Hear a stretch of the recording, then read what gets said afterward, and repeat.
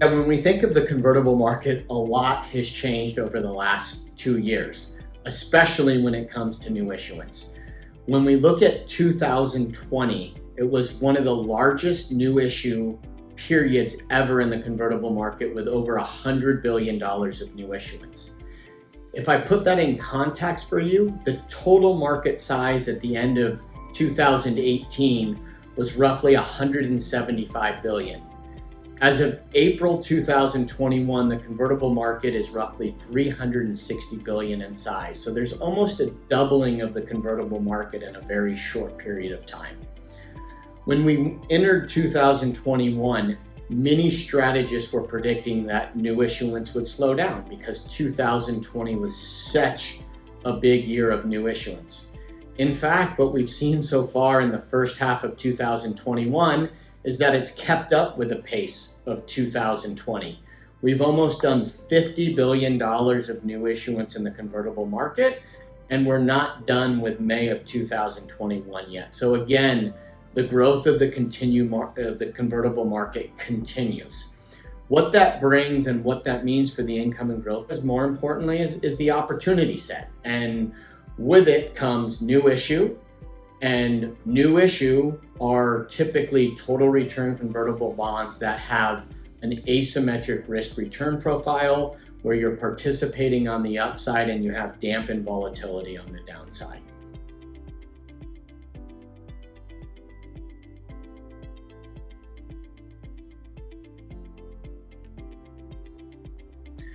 One thing when we look at the convertible market that we do get a lot of questions on from investors is, what is the credit quality of the convertible market? Because when you look at it, there's a big portion of the convertible market that claims to be not rated.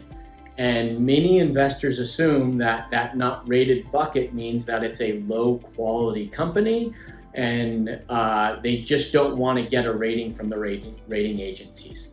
But what we find from the typical issuer in the convertible market is that it's their first time issuing debt. They've outgrown their capital structure. Maybe they funded their business with a term loan and now they're making an acquisition, they're expanding manufacturing facilities, or they're growing to meet the demands that they're seeing in the marketplace. So typically our first time issuer in the convertible market doesn't have other debt on the balance sheet. And in order to get a formal review from the rating agencies, not only does it take time, but it also costs money to do that. And it prevents a company to come to the market quickly. So yes, we are aware that the not rated portion of the market has grown. And if you look at where it was a decade ago, the not rated portion has actually grown significantly. But when we look at the credit metrics of these companies, we find that about half of them, based on our internal credit rating, model up investment grade and the other half are below investment grade. The other thing to note on the average characteristics of the convertible market is a majority of the companies that are issuing converts are large cap companies. 60% of the market of the convertible market has a market capitalization of greater than 10 billion. So it just gives you a sense of the type of issuer, the type of company is not a small cap company. The last trend that I want to highlight in the convertible market is I did mention the tremendous amount of new issuance that we've seen in the last 18 months. The other characteristic that is going along with that is that the average issue size has also gone up significantly. So if we look kind of at the middle of last decade, it was very common to see a 400 or 500 million or $600 million deal.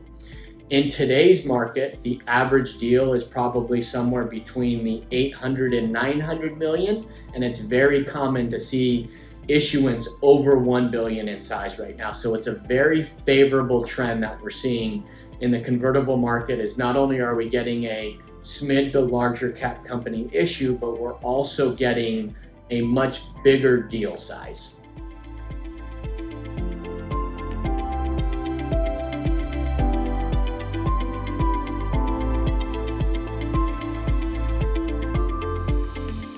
安聯投資